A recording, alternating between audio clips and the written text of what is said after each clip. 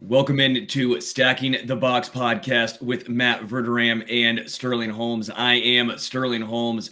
Verderame, how you doing on this Tuesday morning?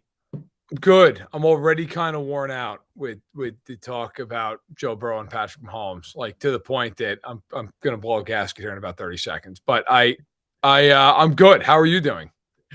I'm doing good. For it's a little behind the scenes when Verderame and I do our pre-show talk. As you can see, he's already irritated with me. I kept hitting with Paula Abdul puns, and he was not a fan.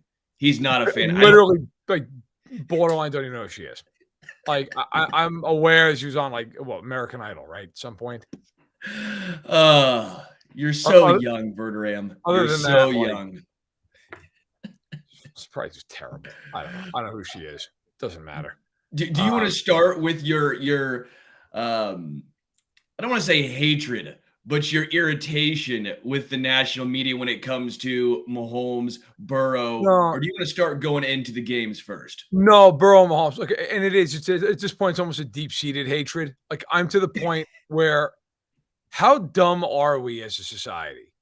Like I swear to God, because we have these take shows in the morning, that it's like it's all anybody can do. It's like, all right, let's turn on ESPN. What's on there? Something nuanced that we can learn from? Nope, fuck that. The dumbest possible thing imaginable.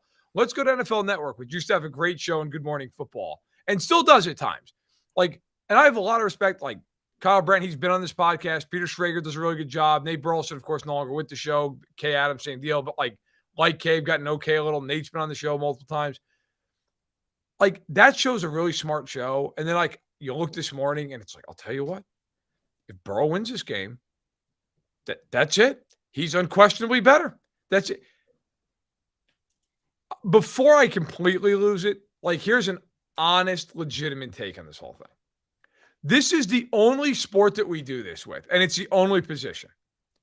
If you are a baseball fan and you watch baseball night in and night out, and you say to another group of, let's say, 100 baseball fans, who's the best player in the sport? It's Mike Trout. Like, no one's arguing that. Nobody in the world's like, I think it's Giancarlo Stanton. Like, no, it's not. It's Mike Trout. And by the way, Mike Trout has won 0 playoff games. Okay? 0 in his career. Nobody's sitting there like, man, I'll tell you, I don't know. I watched Brandon Nimmo get 3 hits last night, and Mike Trout went 0 for 5. Like, that's it. Like, nobody's doing that. In hockey, if you're a hockey fan, you ask 100 people who are normal, knowledgeable hockey fans, who is the best player in the sport? It's Connor McDavid. There is no argument. Nobody is sitting there thinking to themselves, like, I don't know. I think Johnny Gaudreau's pretty good. Like, yeah, he's great. He's not Connor McDavid. Like, there's no argument. There will be many guys this year in the NHL who have 100 points or 50 goals. They're not Connor McDavid. Like, and Connor McDavid has never been past the conference final. He only got there once. His teams have largely sucked in Edmonton. It's not his fault. Then you get to Mahomes, whose teams have not sucked. He is now hosting 5 straight AFC title games. He's about to be a 2-time NFL MVP. He's a Super Bowl MVP. He's been to 2 Super Bowls. He's won 1. Joe Burrow has been to 1 Super Bowl. And granted, he's 3-0 against the Chiefs. He's not going toe-to-toe with Mahomes in these games. They don't share the field simultaneously. Like, he's going against the Chiefs defense, which last year, by the way, sucked. Okay? Now, I would sit there and tell you unequivocally, I think Joe Burrow is the second best quarterback in the league. I thought that before he beat Josh Allen. I said that on here before he beat Josh Allen. It is so incredibly exhausting to do this over and over, day in, day out, week in, week out. You got Dan Orlovsky on ESPN like, well, you know, I think Mahomes is the best player in the league and he's the most dynamic, but Burrow's the best quarterback. With all due respect to Dan Orlovsky, what the fuck does that even mean? Like, what is that? You just said he's the best player in football. Well, Burrow's the best guy at playing quarterback. So, like, what does that insinuate then? That Mahomes is dumb? Like, that he can't play a normal style quarterback? What does that mean? Like, I don't understand that. You just say he's the best player in football. Then how the hell is he the second best player at his own damn position? Like, I am so tired of it. we don't have to have a scorching hot take about every single thing, every single second of the day. If Michael Jordan had played in today's era, we absolutely would have had the conversation. I know he's a great player. He's averaging 38 points a game, but is Isaiah Thomas better because the Pistons beat the Bulls? No, he's not. The only person in the world that thinks he's better than Michael Jordan is Isaiah Thomas in that scenario. That is it. Nobody, Joe Dumars wouldn't have thought Isaiah Thomas was better. We can have an honest conversation about Joe Burrow's great. He's on a Hall of Fame trajectory. He's fantastic. He is not Patrick Mahomes. I'll give one last example of this because I think it's fair. Jim Kelly is a great all-time quarterback, Hall of Fame player, deservedly so, phenomenal. He beat Dan Marino routinely in his career.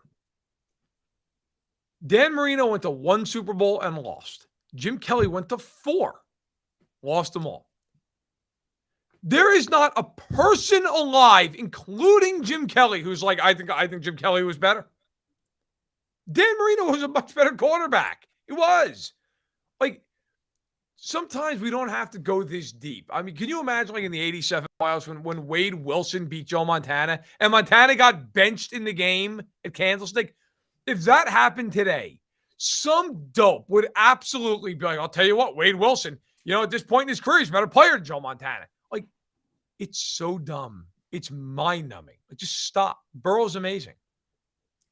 But to sit here and argue that he's better Patrick Mahomes, based on what?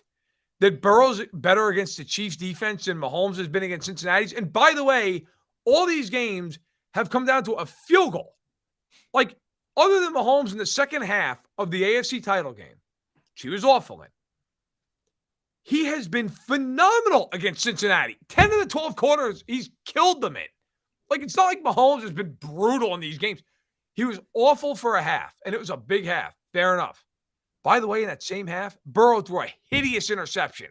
Okay, we've just got to stop with all these weird, every game is the ultimate referendum. And so also, to end this, if Mahomes beats Burrow this week on one leg, then what is it? Is that the end of the argument forever? If Burrow wins 4 Super Bowls, that's it though, because Mahomes won this game? It's incredibly dumb. And I am no longer here for any of it. I'm willing to call it all out. Yeah, it's very obnoxious. I think it's disrespectful to Joe Burrow because then you're constantly trying to discredit what Joe Burrow's done. And it's nothing that Joe Burrow has done. It makes no sense to me. We all know we have eyes. Is Eli Manning now better than Tom Brady? Is Nick Foles better than Tom Brady? No, that is asinine. Your Dan Marino point was perfect. Is Robert Horry one of the greatest basketball players of all time because rings? No, he's not. It makes no sense. It's a horrendous argument. And again, I think it's to an extent disrespectful to Joe Burrow because then we're trying to discredit what he has done early on. He's not hosted 5 straight AFC championship games. That's not him. It's Mahomes. We'll leave it there. It's just so weird. I'm not ready to leave it there. It's so weird. Because look, at some point, do you have any integrity at all? Do you care at all about being correct in any of this stuff? Or is it all just hey, look, man, I got to make sure I get that engagement up. So when my agent goes and renegotiates my contract with the brass, I can get that extra 10K, 20K slapped in the contract. You know what? People always say, why do you care? What Skip Bayless does? Because it poisons the well. That's why. Because you start losing the ability to bring on people who have a brain, and you have these dopes who have these manicured videos of him throwing out a Dak Prescott jersey. It's a 70-year-old man throwing out a jersey, and everybody's like, oh, you see what Skip did? That's the problem with the way we take sports in. We have people who are morons, okay, who are constantly shaping narratives instead of just giving an honest opinion. And in this case, I used Dan Orlovsky as an example earlier. I actually think Dan Orlovsky does a great job breaking down the game. That's why, frankly, I was disappointed in him. Look, ball, man. Break it down. That's the thing I think is so frustrating for me. So many fans, they want to learn more. They want to get smarter. They want to hear expertise from a guy like Orlovsky who played in the NFL. Yeah, he stunk as a quarterback. but he's a hell of a lot better than most of us are ever going to even dream of being, right? Like, he knows football. It's so frustrating to me that we have people who can really explain football, and then we just devolve into, Rex Ryan on Get Up, just screaming into camera 3. Like, just stop.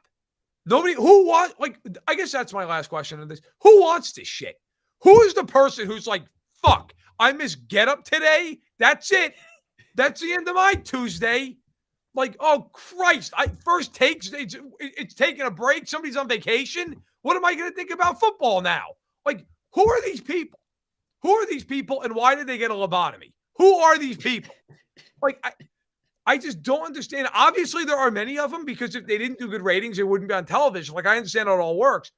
But who are these people who are consuming Skip Bayless and Shannon Sharp just incoherently screaming at one another?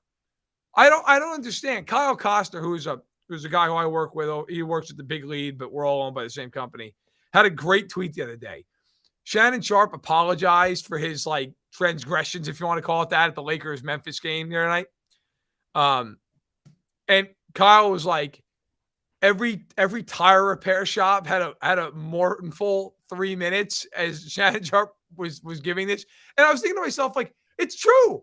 Like, those are the TVs that are tuned into this right now, right? Like, some Jiffy Lube. Everybody's sitting there sobbing as Shannon Sharp, they're like, oh, I'm sorry for my actions at Crypto.com Arena on Friday night. Like, what are we doing? This is the dumbest possible way to. Can you imagine if we did this in any other world? Like, if we were like, you know what, I really got to make sure I'm up on the economy, and you tuned into some asshole's TikTok, and he's just like, I got bread with a Groupon for $187. You'd be like, who the fuck is this guy? Like, what are we doing? Like, why am I listening to this guy? This guy's shooting this TikTok from his parking lot at a duplex. Like, why am I listening to this guy? But why? It has to be the dumbest possible way to consume sports, and yet it shapes narratives. And I cannot believe I'm talking about it, but I'm so annoyed. I can't take the shit no more. That's where I am with this. All-time Verderame. Put it on the Mount Rushmore next to the Denver Broncos and Russell Wilson. We now have 2 all-time Verderames up there. I guess there's evidence now. It grinds me to no end. It is, oh my God. But, like, I mean, you're a music guy. Yeah. Right? What is your favorite publication to read regarding music? Do you have one? I wouldn't say I have a favorite. I consume all.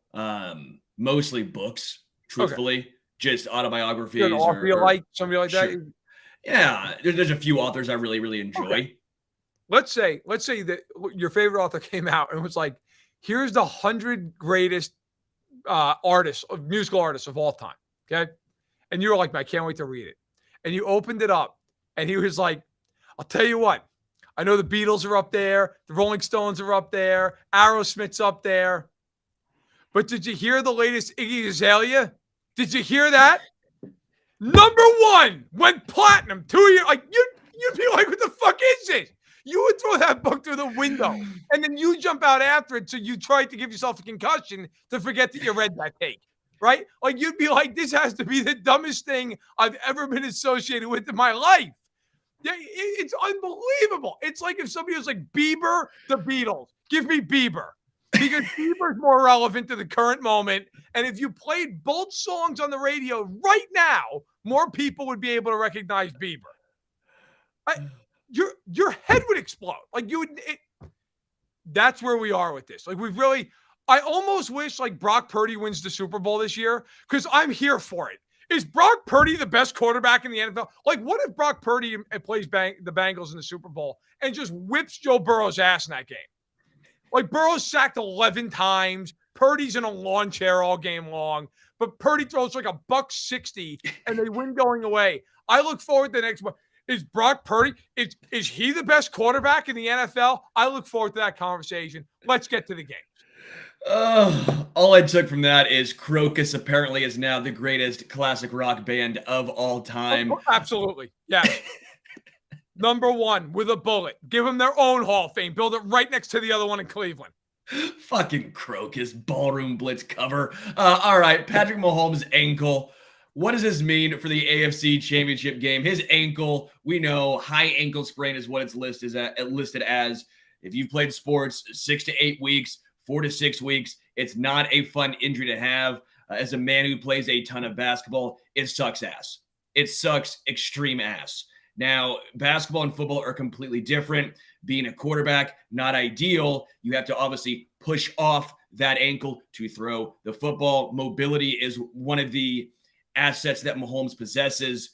How does this affect him and the game in general? Well, it's hard to say in the sense that, with all due respect to your athletic prowess, I'm going to go ahead and guess Patrick Mahomes has you beat. I also think I'm not comparing. I'm saying it sucks. No, we're different human beings. He's an elite athlete. I'm a fucking bum. I'm not disagreeing there. But my point is, too, I'm not playing an NFL game. I'm playing against some dudes at Hy-Vee Arena. Right. It's not as high competition. Well, no. It's funny, though, because you do get these people who are like and I've actually had people say this to me before. Like, I don't understand why these athletes, these world-class athletes, why they blow their knees out. Like, I've played 40 years at the Y, and I've never blown my knee out. It's like, yeah, bro, say that again. Say it real slow, like 5 times. There's a reason for that, because you're not exactly moving at the rate these other guys are. No, look, the point is, it's going to affect him in this game. I mean, anybody who wants to say it does, they're just don't lie. I mean, it's going to affect him. The question now is, how affected is he? Is he 60%? Is it not as bad as we all thought, and it's 80%? I really think in this game, the main thing is going to be, can he move around enough in the pocket? He's got a big enough arm that I'm not too worried about him making the throws. Like, I think he'll be able to do that fine. I also am pretty convinced he's not going to be able to take off and run for 20 yards. I don't think that's happening. So it's kind of that middle ground for me. If Hendrickson comes free on a rush, can he move enough to get away from it? That's going to be a thing. Now, let's also be very honest with everybody here. Okay? They're going to give him world-class treatment around the clock all week long. We know this. We also know this is a National Football League. They're going to shoot that ankle up in a way that is going to probably be illegal in about 48 states. All right? They're going to, one thing after the next. They're going to wrap it. They're going to tape it. They're going to shoot it. They're going to everything. I don't even know if he's going to feel his ankle during the game. Now, is that a good thing, a bad thing? I don't know. But I do think that this is going to be obviously impactful. It's just really hard to say how impactful, because he's not a receiver trying to play on it. He's not a running back trying to play on it. He's a quarterback. Can he move enough? Can he shuffle in the pocket? If he can do that, I think he'll be all right. If he can't, and he's just absolutely a statue, then I think it has a real significant impact on the game. Yeah, it's enough medication. It's the normal person equivalent of trying to finish a 6-pack of 4 Loco, where you just feel nothing. You're just done. You're just trying to go out there and just not puke. Oh, yeah. With Mahomes, though, I think it all comes down to, what does the Bengals defense do? That's what it comes down to. Do they drop 8? Are they going to try and blitz him constantly because they know his ankle's not great? Try and make him move. That's what it comes down to in my mind. If they blitz, if Mahomes gets the ball out quick, that might behoove them. If they drop 8 and he's just sitting there, you would hope Kansas City runs the football. But we saw the Chiefs last year when the Bengals dropped 8. They went away from the run when it was working. It all, in my mind, comes down to, what does Cincinnati do defensively? I will say this. I think, first of all, it's well taken. It's a good point. I do not think they're going to blitz a ton in this game. I think they're nuts if they blitz him in this game. I keep seeing people say that, like, he's a wounded animal, blitz him. It's like, that's great. You're taking guys out of coverage. I bet you he's praying they blitz. Like, if I was him, I'd be, by all means, blitz. Give me easier windows to throw out of. I don't think they'll do that a lot. I mean, certainly occasionally here and there, but I don't think a lot. I will unequivocally say, outside of course, turnovers, okay, which have been the Chiefs' bugaboo against Cincinnati at times in these 3 games, this game's going to come down to their offensive and defensive line. It just is. That is going to determine who goes to the Super Bowl in this game. If Kansas City can run the ball well and they hold up in pass pro, and on the defensive side of the ball, they can get home with 4, they're going to win this game. If they can't, they won't. And I know that sounds really simplistic, and you could be, well, that's most games, Verderame. Yeah, it is, but in this game, to me especially. Kansas City's not winning this game if Mahomes is under duress the whole game. He can't be the superhero he normally is. They're going to have to protect him in this game. Defensively, I went back and I did something I don't normally have the time to do, but I stayed up till 2 o'clock to do it. I sat down and I watched Kansas City's defensive film from that last game against Cincinnati. And I got to tell you, the corners were fine in that game. They weren't the problem. They were fine. The problem in that game was the linebackers suck in zone. They cannot drop to save their lives in zone coverage. Bolton, Gay, Harris are all terrible. And the front 4 couldn't do anything. If the Chiefs, and by the way, all that being said, Burrow was 26 of 31 in the game. The Chiefs were up by 3 with the ball with 10 minutes to go and driving. Like, Burrow played as well as he could possibly play, and they were still about to lose if Kelsey doesn't fumble the ball. Okay? So my point is, you can sit there and talk about all this other stuff. I really just think it comes down to the fronts. Like, if Kansas City wins up front, they're going to win this game if they don't turn the ball over. If the Bengals win up front, they win. And if it's a stalemate, then I think it just comes down to, like, who's got the ball with 2 minutes left. You know, and Jack brought up a point. Tyler Boyd dropped a wide open touchdown. And you're right. He did. Butker also missed a kick. I will say a couple of things went the Chiefs' way in that game. If we're being fully honest, Tyler Boyd dropped the Carlos Dunlap, which again, if you want to say he made a great play, he made a great play. There was also some coaching dysfunction on that. That was a 7-point swing, at least 3-point swing at a minimum on that play that Carlos Dunlap made. Great job by Carlos Dunlap, taking nothing away from him. But we're talking 10 points right there. So I just want to be full transparent here. If we're going to say that, I will say Hayden Hurst was cooking the Chiefs linebacking core early on over the middle. Then he went out with an injury. That's something I'm very concerned about as a Chiefs guy. Hayden Hurst healthy against Nick Bolton, Willie Gay Jr. over the middle. If what happened early in that game transpires for a full game, it feels like the Bengals could take advantage of that. Yeah, absolutely. They'll lose. And listen, you're right, by the way. I honestly, I give credit to Dunlap. I thought it was just a phenomenal play. But fair enough. Like, they could have kicked the field goal there. It was a chip shot. There's also a play earlier in that game that would have flipped the whole game. Thornhill picked off Burrow. And you watch that play on film, I would put it this way. If that play happens 10 times, that penalty probably gets called 5 times. Like, McDuffie, like, kind of grabbed him, but not. I don't think it really impacted the play. And, like, that's one of those things, like, that was returned to the 10-yard line. Like, that's probably a touchdown. My point is this. The Bengals played really, really well in that game, and yet it was a game right down to the end. Like, it was, I mean, both teams could have won it, right, with 5 minutes to go.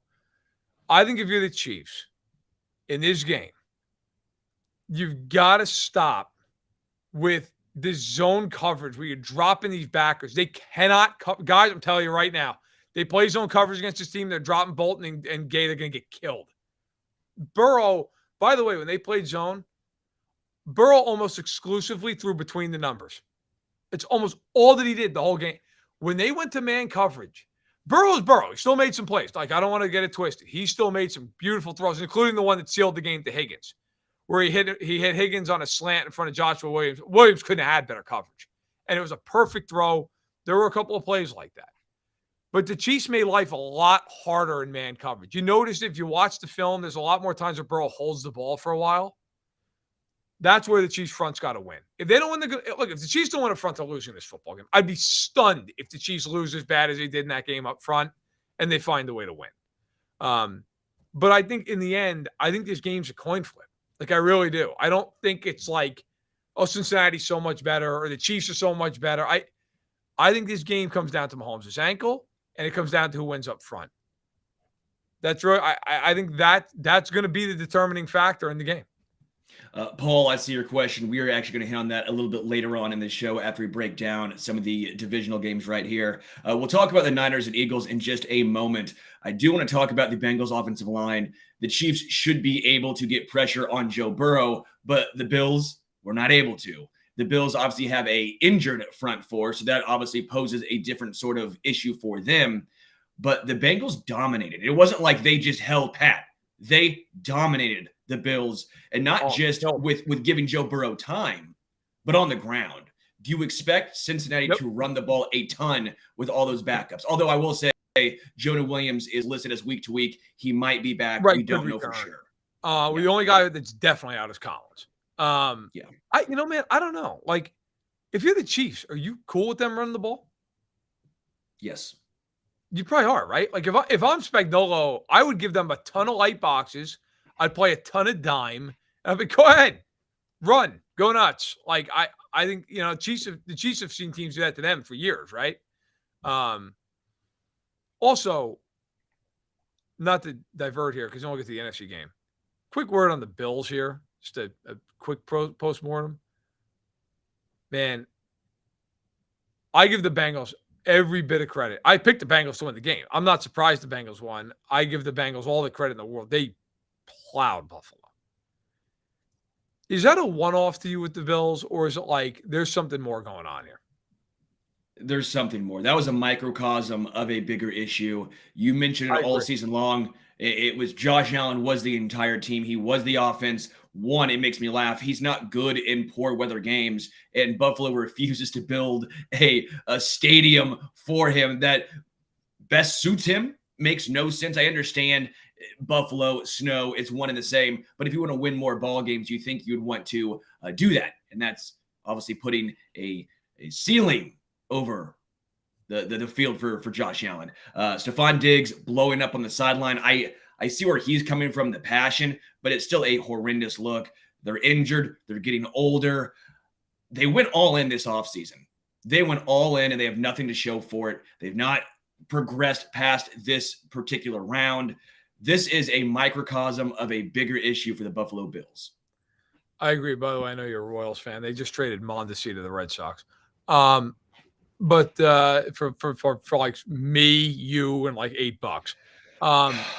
You figured it'd brighten your day.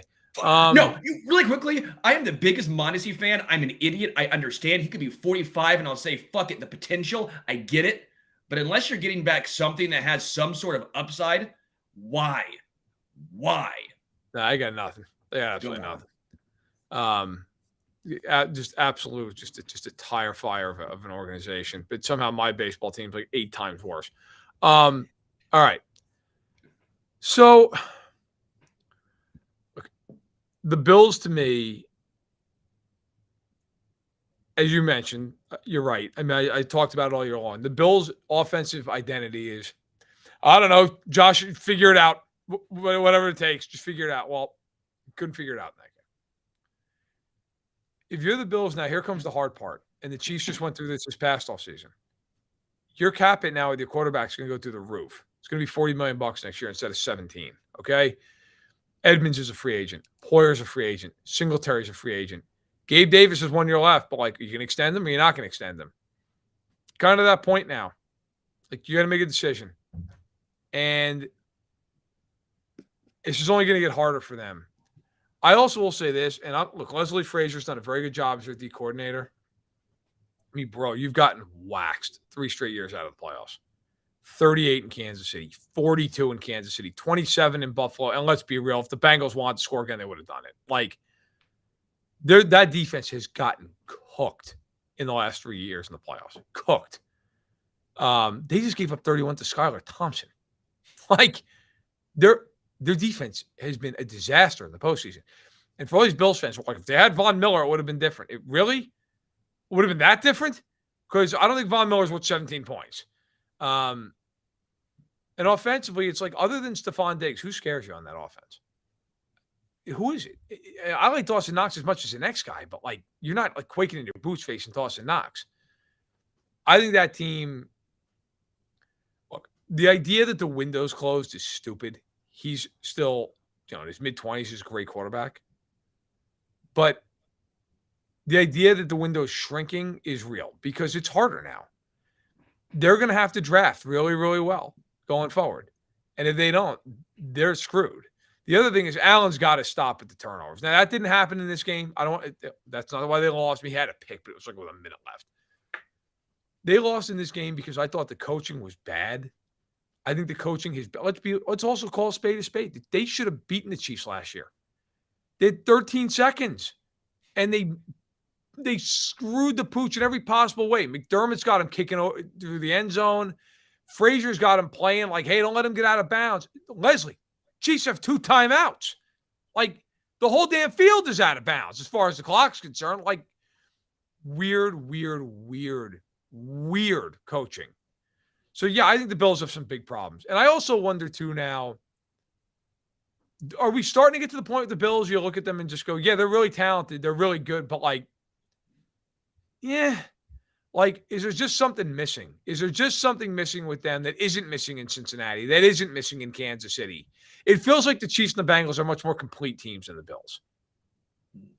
Which is funny because I thought the Bills had one of the most complete teams in the NFL going into this season. We did not account for the injuries at safety, Javon Miller, and also Tre'Davious White not being the same Tre'Davious White that we have seen in the past. But again, every team goes through this where you have some regressions, you have injuries, you have to find a way to get through them. The Bills, they were not able to get through them. By the way, the only Miller that could have helped in that game was Miller Lite, just to ease the pain. That was the only Miller that could have helped when you lose by 17. Let's get into the Eagles and 49ers. This game I'm very, very intrigued about. These are the clear-cut 2 best teams in the NFC, 2 most well-rounded teams in the NFC, maybe 2 most well-rounded teams in the entire NFL. They're not as reliant on quarterback as the other 2 teams in the AFC. What are you looking forward to most in this matchup? By the way, just to complete your pain, the Royals traded for left-handed reliever Josh Taylor, who had a 3.4 ERA, but not last year, because last year he was hurt the entire season. So 2 years ago. So congratulations. He'll really help when the Royals are down 6-1 in the first. All right. So I think I'm sorry. It was mean. It really but I'm an A's fan, and they're going to win 40 games this year, so I'm in deep pain. All right. I am looking at this game in the NFC side, and I was thinking about the angle of it, like how would I approach it? The Eagles are, I think, the better team. But how do you what do you parse and go, okay, well, they have the second team all-pro quarterback, and the Niners have Brock Purdy. The Niners' whole thing is how great they are defensively. Philadelphia is at least close to that good defensively, if not as good. I looked up their red zone numbers, offensive and defensive, and their third down numbers, both sides of the ball. The Eagles are better in every single category, every single one of them. They also have 68 sacks this season, which is insane. 4 guys in double digits. The Niners have 44 sacks as a team, and Bosa has 18.5 of them. If that offensive line of the Eagles shuts down Bosa, good night. Like, you can throw on the Niners. The Niners defensively, if you really look at their numbers, are not overwhelming. Like, they're really not. Like, they are, and don't get me wrong, they're very good defense, but they're not like, I've seen people make it out like there's some historic unit. They're not. They're not. They're a good defense. I think the main way for the 49ers, if they're going to win this game, they've got to be able to just run the ball down Philly's throat. That's the one thing with the Eagles that they can give up. And I think if you're the Niners, that's the answer in this game. Is McCaffrey and Mitchell and Debo just getting them into constantly your second and shorts, third and shorts. And on the flip side, for the record, and then fire away, the only question I have about the Eagles is not going to be answered this game, but it will be answered in the Super Bowl no matter who wins in the AFC game. What are the Eagles going to do when they play like an actual quarterback? Have you looked at who they've played this season, the quarterbacks? It's unbelievable. The best quarterbacks they've faced this year, Trevor Lawrence in a monsoon, Jared Goff week 1, Kirk Cousins on Monday Night Football in week 2. That's it. That's the entire list. You go through the rest of these guys, it is a bum fest like you can't even believe. I mean, Daniel Jones. 3 times Daniel Jones. Okay. In fact, actually, I'm sorry. That's not true. Daniel Jones twice. Davis Webb once. Okay. Washington, Taylor Heineke once, Carson Wentz the other time. Cooper Rush, Dak Prescott. Now you're about to get Brock Purdy. You also had Kyler Murray this year, which congratulations. Andy Dalton. You faced Goff, who I mentioned, and Cousins. You faced Rodgers, who this year didn't throw for 300 yards once and was brutal most of the year. And Justin Fields, who's exciting but can't throw the ball yet because he has no weapons. You just in the named AFC, NFC teams, though. You just named the NFC, the quarterback. Here's the AFC. Oh, no, I got more for you. Here's the AFC teams they faced. Lawrence in a monsoon when the Jags were in the midst of losing every game they played for a month and a half. Tannehill, Matt Ryan, Davis Mills, and wait for it, Kenny Pickett. That is the entire list of the quarterbacks they played this year. So, like, my only question with the Eagles, who play a very predictable zone defense, they're good at it, but it's predictable. If they face Burrow or Mahomes in the Super Bowl, so obviously they get to face one of them, what happens in that game? Like, are the Eagles just, hey, they're great, and that's who they are, or do one of those two quarterbacks hang a 40 burger on them? Like, I don't know what to expect. I think it's a fair question, but I don't think it's applicable this week because Brock Purdy is not that guy. Yeah. I will say we'll learn more about the Eagles defense this week just based on how good San Fran is running the football, as well as the weapons that San Fran has. Sure. I do want to give San Francisco a little more credit, I think, than you do defensively. I know you and I both like Football Outsiders, including DVOA. Sure. Defensively, they're first. Overall, San Fran's defense is first. Second overall, rush DVOA, and then fifth against the pass. So, yes, they're not as good. They can be beaten through the air, but it's not like they're a bunch of bums. They're still very talented. Javarius Ward's had a very solid season for them. I think San Fran's defense is legitimately the best in the NFL. Eagles have the 6th ranked defense in the NFL. Again, most that's based on how good they are against the pass. You mentioned it. They haven't played many good quarterbacks, although Saquon Barkley sure thinks Daniel Jones is elite. But I also have the same questions for the Eagles that I do about San Francisco. If one of these teams gets up, what happens? If the Eagles get up, what happens?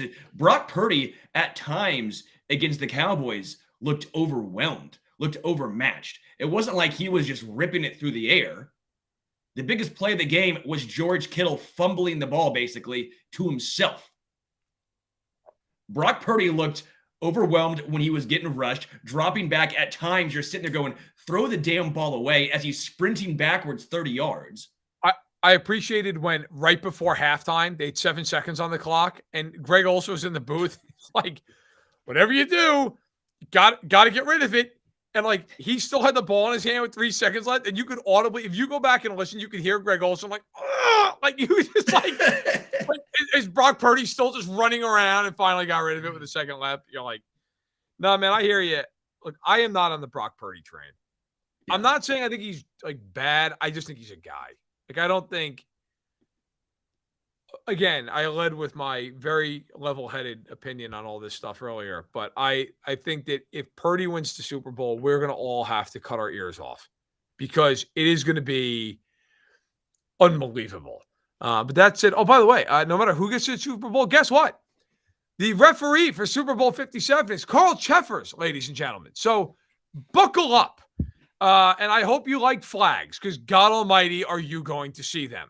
Can't wait to watch Carl Cheffers penalize both teams 25 times. We'll talk more about Carl Cheffers in just a moment. Let's look into the future.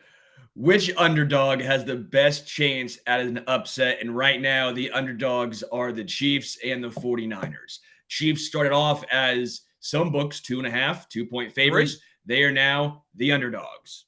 Yep. What do you have? The Chiefs. They're at home.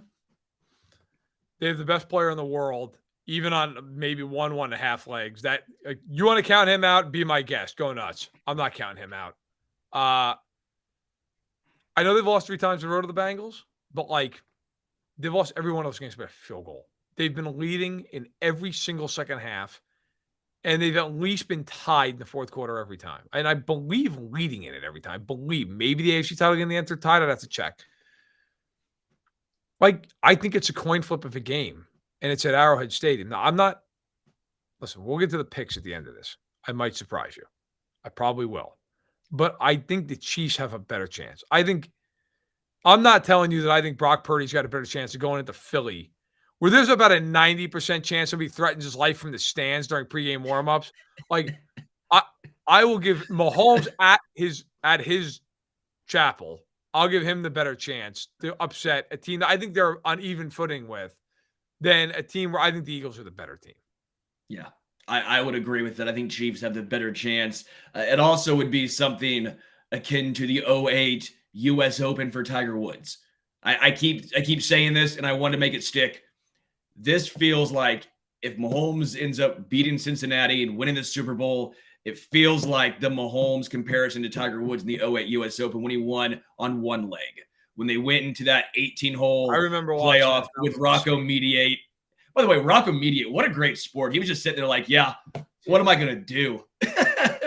He was just giving Tiger all the props. But that's what it feels like. This could be his '08 U.S. Open moment. Mahomes needs this. I would give the Chiefs a better chance at an upset than the 49ers. Let's look into the future number 2. What do the Niners need to do for a win? We talked about it. Run the ball. They've got to run the ball. And I agree with what you said too, man. I think it's an astute point. They got to get ahead in this game. If they start playing from behind with that pass rush with Purdy, good night. Good night.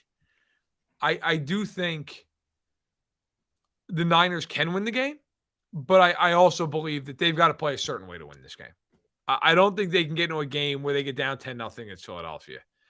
Got to be able to run the ball, stay ahead of the sticks, and maybe there's even an element of they got to force a turnover. I don't know that I think they have to do that part of it, but listen, they're going to have to run the ball well, and I think if they can do that, control the clock a little bit, then I think they've got a shot to pull the upset. For me, they can't get behind. They just can't get behind. If the Eagles come out, I said it against the Cowboys, and the Cowboys couldn't do it. Dak Prescott, the man who's trying to start an old, cold Harley-Davidson motorcycle back there in his shotgun stance, couldn't do it. The Eagles' offense is much better, much more consistent, much more dynamic. If they get up 2 scores, and now the Niners are forced to rely on Brock Purdy, which they've not had to do yet in a game. Even against the Seahawks, that game was close. They were down, but it wasn't like an insurmountable lead. They weren't relying on Brock Purdy. If they have to rely on Brock Purdy, that's when I think things go south for the Niners. They keep it close. They can run with Christian McCaffrey, Deebo Samuel against the Eagles defense. That's going to be the game changer in this one. I agree. I think that's well put. I don't have anything to add. I think you're right. All right. Let's look into the future. Number 3. What does the future look like for the Buffalo Bills? Yes, we touched on this a little bit, but I think it deserves a little bit of a deeper dive for a second. So I mentioned that they have I mentioned 3 of their top 4 free agents, in my opinion. So you got Edmonds, Poyer, Singletary, and then Roger Saffold, who, listen, he's a veteran guard. I think he'll walk. I guess the question here is, are they going to change up anything with their coaching staff? And the second question is, if you're the Bills this offseason, what are you trying to accomplish? Like, what are you specifically trying to accomplish? I mean, they went all in. You're in the chair. What do you got? Truthfully, it's almost time to rebuild. Not rebuild. I take that back. Sorry, reload. Same way Kansas City does it. Because when you have the head coach in place, your franchise quarterback in place, you should never rebuild. You can retool, reload, but there's going to have to be some tough decisions. Same way the Chiefs let Tyreek Hill walk. Same way they let Tyrann Mathieu walk. Some of your franchise cornerstones that have been there for a while, they're not going to be there. What can you do to retool and still be competitive? So I agree with you. I think with the Bills, it might be time to start thinking about, okay, we're hitting our head on the ceiling a little bit here. Now, you could sit there and argue, well, if they had Von Miller. Okay, but there's the other side of that too, man. He tore his ACL on Thanksgiving. Okay? He's in his mid-30s. This is not the first time he's torn his ACL. He also had, what was it? Was it an ankle injury, I believe it was? It kept him out that year with COVID where he missed the whole season for Denver. Like, he's had some real injuries to those lower body. Now, to his credit, when he's been on the field, he's been incredible. But think about, too, the Bills a season ago in 2021, Tre'Davious White tore his ACL on Thanksgiving. He missed a full year, man. Like he wasn't back till the beginning of December. So if you're the Bills, you could say, well, what if Miller's back by the beginning of even December? Okay, you get him for the playoff run. Okay. But you're playing almost a whole year without him. You're probably not going to be the 1 seed. You're probably going to be playing in the wild card round again. Like, that division's getting better. The Dolphins are better. The Jets are better. And if the Jets get a real quarterback, then they're really better. I feel like Allen this year, statistically, it's almost identical to what he was a year ago, but like the mistakes are just glaring. Like he does things that you cannot do if you're going to win a Super Bowl. He was not the reason they lost to Cincinnati. He wasn't good either. He wasn't good in that game. 2 of the last 3 years, the Bills have gotten plowed out of the playoffs. Kansas City annihilated them in that AFC title game in 2020. The Bengals humiliated them in their own building on Sunday. Like, you want to get into the 13 seconds game? Okay, fine. That was a great game. They did give up 42 points in that game. And they had it on their racket. I'm just to a point with the Bills. Here's the other problem I think they have. The Bengals are still going to have Burrow on the cheap for a few years here. Like, he's eligible for an extension after the season, but the big money won't kick in for probably 2 more years. The Bengals still can keep all these guys, or at least most of them, around. Bengals are going to be really good for a couple more years. The Chiefs just completely reconfigured their cap sheet.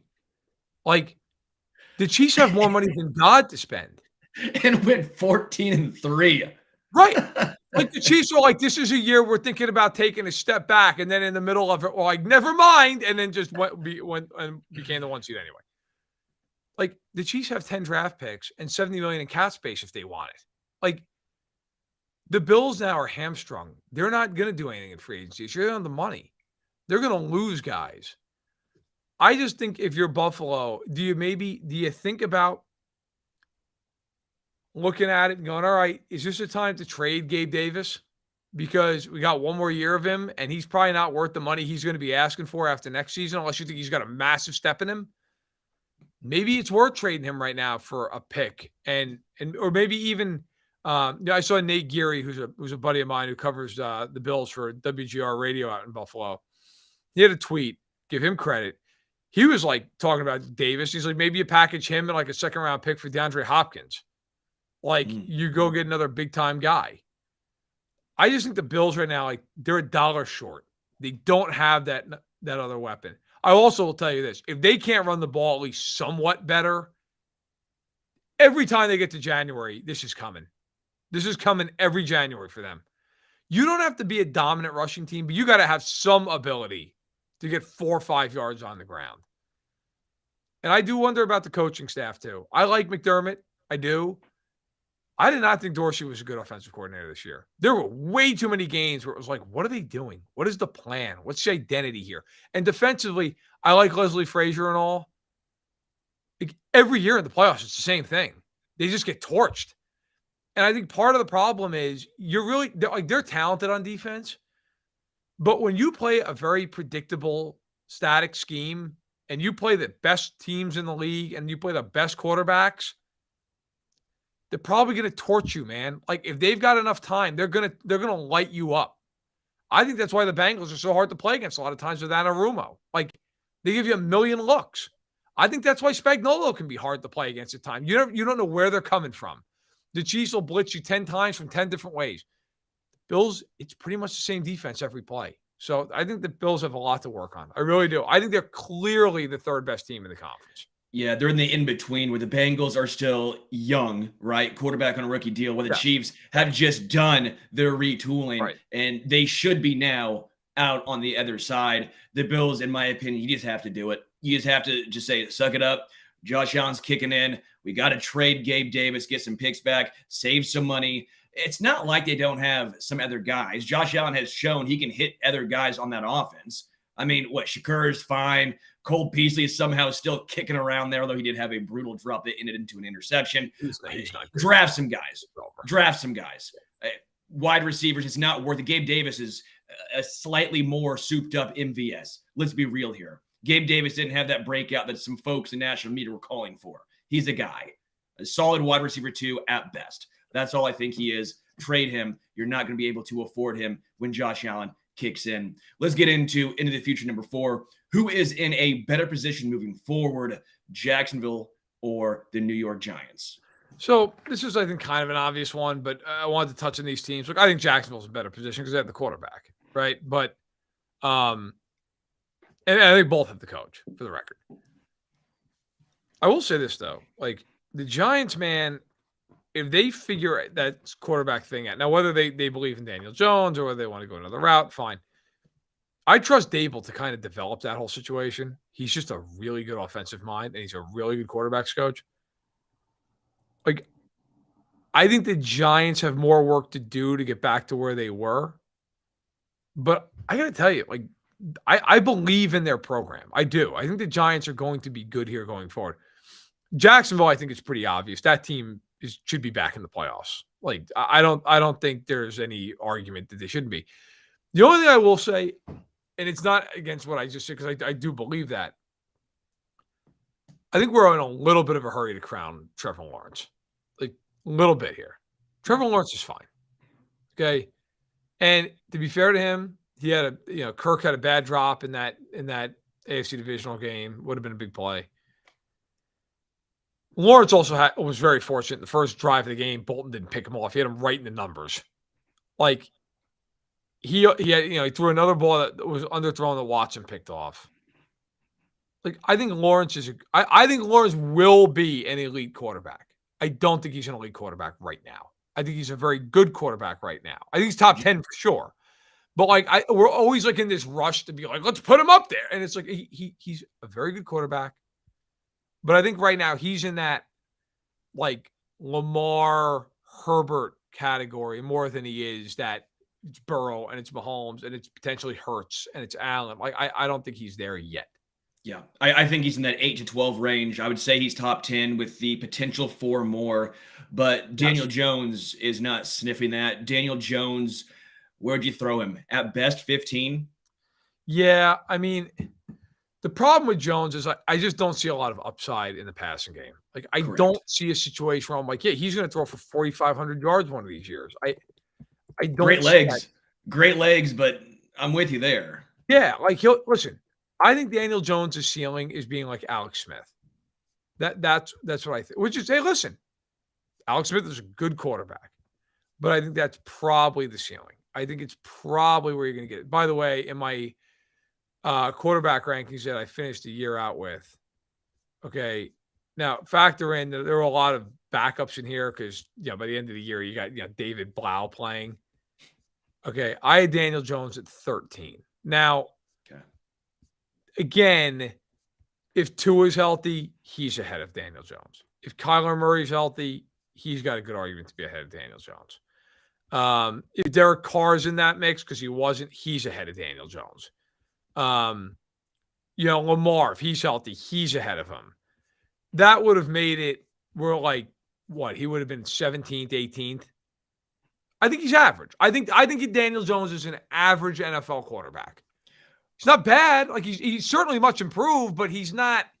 Nobody's going into a game going, shit, how do we shut down Daniel Jones? I think that's probably the reality. Well, and this is why, I would go with the Jags in being a better position going forward. An easier division, obviously. I like Doug Peterson a ton, and I think the progression is still there. I think the floor is set based on the poor division, and the ceiling is higher based on the Trevor Lawrence being better than Daniel Jones. But with the Giants, I'm a massive fan of Brian Daboll. I see Jack in the chat talking about how Allen really missed Daboll this year. We've talked about it a few times on this show. The best years Allen's had with Daboll. All of a sudden, Daboll goes up there in New York. Best year Daniel Jones has had with Brian Daboll. What have you noticed too? Cutting down on turnovers, taking care of the football.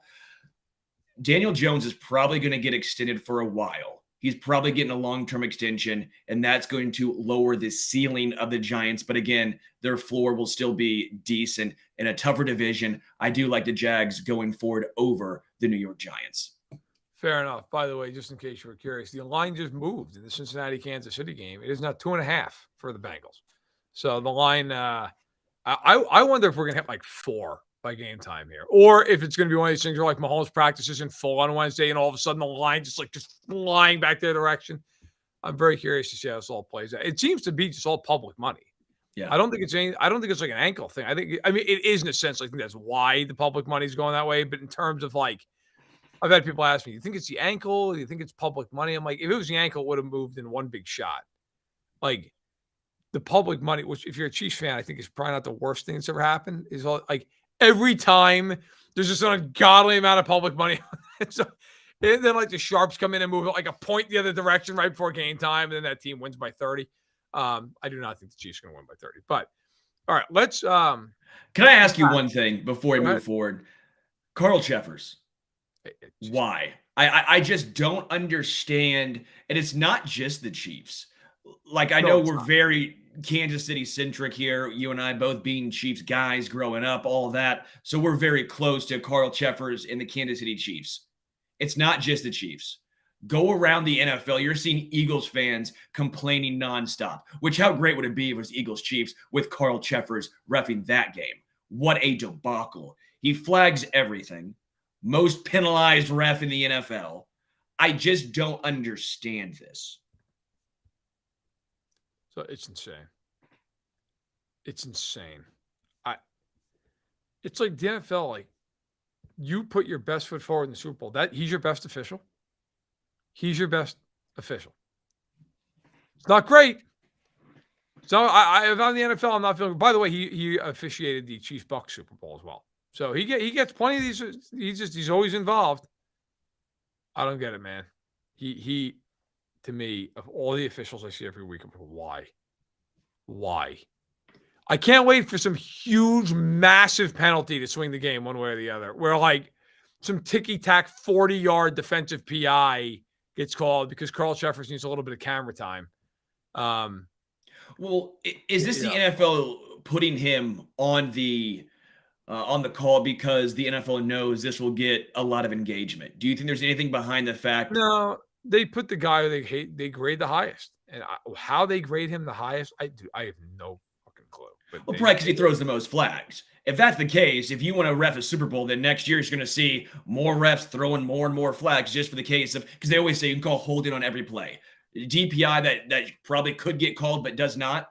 Like this is not a good example going forward for the NFL, in my opinion. no, it's not. And by the way, I agree with Jack who says he's the Angel Hernandez of football. Yeah, he pretty much is.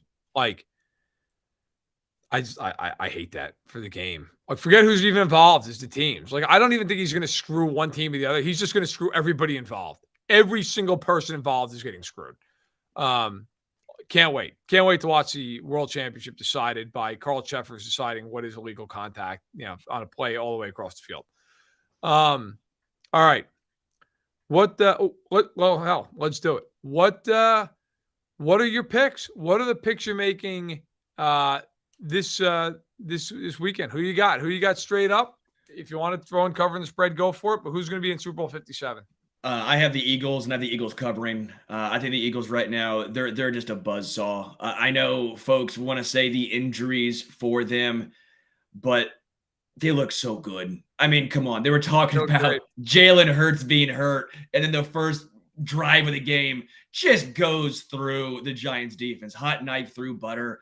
They can run the football. He can pass the ball. They have elite wide receivers. They have the best offensive line, in my opinion, in the game. They're going to give Brock Purdy fits. I like the Eagles, and I like them covering. I like the Chiefs covering, and I'm actually going to go with Kansas City in this game. That might surprise some folks because I like to consider myself very transparent, not a homer. I think the Bengals have a great team, but their offensive line is so banged up. I said it against Buffalo, and they dominated. I don't think they dominate against the second most sacks in the NFL, Kansas City Chiefs. The defensive front for KC has improved week after week. Joe Cullen has them playing at an elite level. Frank Clark in the playoffs is a real thing. Harrison Butker in the playoffs is a real thing.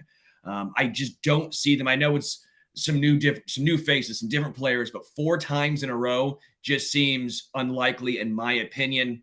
I don't think Mahomes is going to have that much of an issue with that ankle. You mentioned he's going to get so much medication before the game to play through it. I like the Chiefs in this game. Okay. I like the Eagles. I think they will win. I think they will cover as well. I'm with you. I think they win that game, and I think the Bengals are going to win.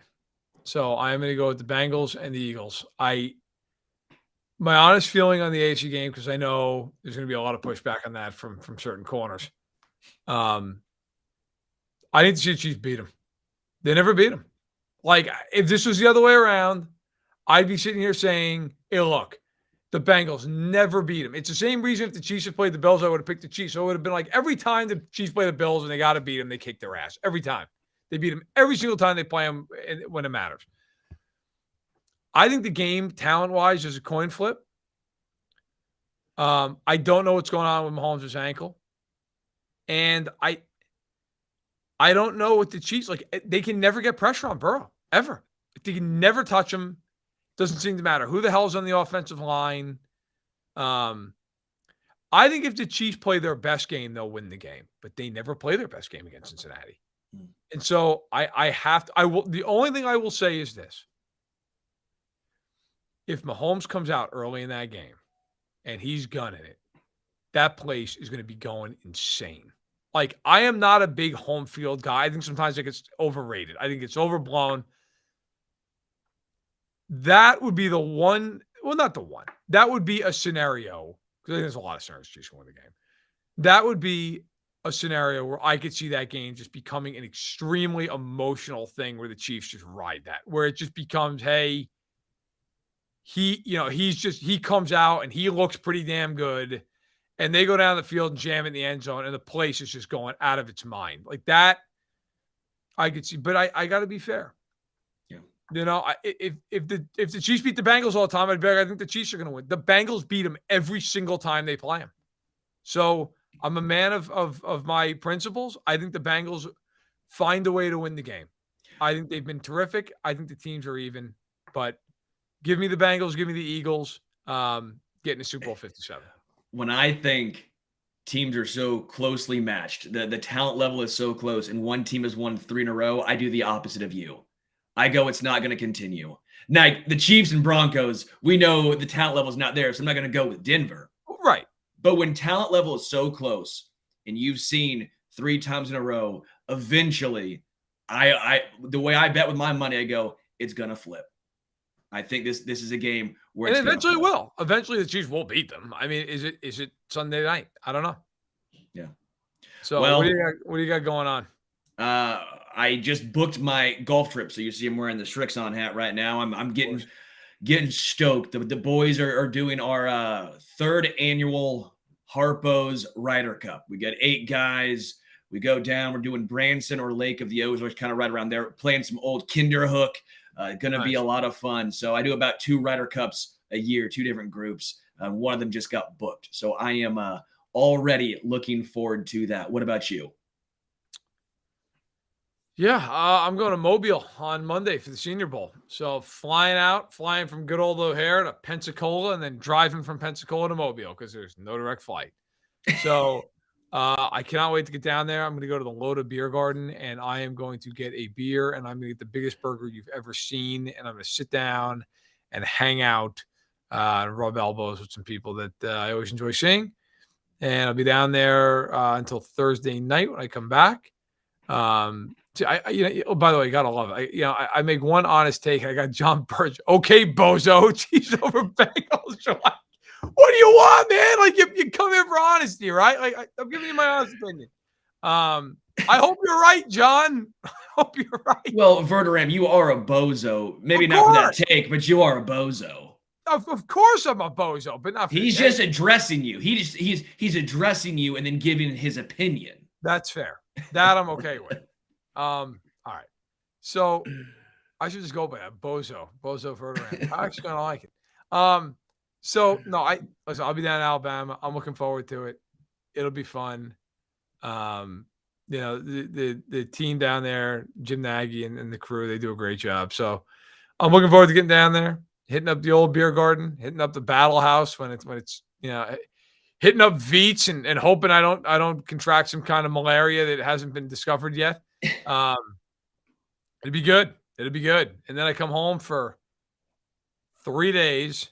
And then it's Glendale, baby. It's Glendale for 8 days. So, or excuse me. Well, yeah, for 8 days. So Let's make it happen. Let's make it happen. A lot of traveling. I'm looking forward to it. I think Bozo Verderame is gonna stick, and if you're Bozo Verderame, I think Mobile Holmes is a pretty good one for me. Hey, could do worse. Do worse. My dad No, always used to say, if I was acting up as a kid, I'm gonna change your name to Mobile. that is a dad joke, but it's funny. I Yeah, like it. yeah, I yeah. like it. All right. We're getting out of here. Frankly, it's noon here, and I'm hungry. I'm going to get some lunch. I haven't eaten breakfast. So, for Sterling Holmes, I am at Verderame. This has been Stacked in the Box. Like the video, subscribe to the channel. Really would appreciate it. Also, hey, just you can subscribe if you're listening. You want it on iTunes or anywhere else, Spotify, you can do that as well. And leave a comment, 5-star rating. Leave a question in the review. We'll answer it for you on the pod. So thanks so much for joining us. Next week, I will not be here because I will be in Mobile. So we'll have somebody replacing me to join up here with Holmes. But thank you so much for listening. Really appreciate you. And chat soon. Good luck to your teams this weekend.